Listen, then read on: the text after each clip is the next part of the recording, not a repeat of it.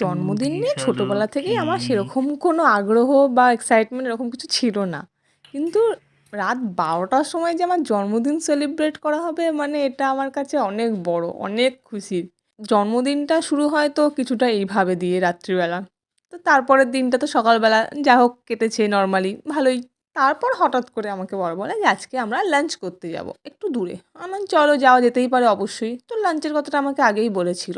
কিন্তু তারপর এসে পৌঁছাই আমরা সিনেমা হলে, যেহেতু কাছেই আমাদের আছে কেপিএস মল। কিন্তু কেপিএসে গেলে অবভিয়াসলি আমি বুঝতে পেরে যাবো, তাই আমরা যাই উদয়নে। যদিও কেপিএসে হয়তো হতোও না, সেই মতো আমরা উদয়নে গিয়ে পৌঁছাই। আর মানে সত্যি বলতে আমরা তো খুব এক্সাইটমেন্ট ছিলাম, কারণ যখন সেকেন্ড পার্ট বেরিয়েছিল তখন আমরা একসাথে দেখতে গেছিলাম আর ঠিক করেছিলাম যে পরের মুভিটা যখন দেখতে তখন আমরা বিয়ে করে দেখতে আসবো, আর ফাইনালি সেটা হয়েছে। তো দুজনেই তো অফতার নিয়ে খুব এক্সাইটমেন্ট ছিলাম রিলিজ ডেট নিয়ে। কিন্তু আজকের মুভি দেখতে যাওয়াটা পুরোপুরি সারপ্রাইজ বলা যেতে পারে, মানে আমার কাছে পুরোপুরি সারপ্রাইজ। তো আমার তো দারুণ লেগেছে, আমি তো খুব খুশি খুব।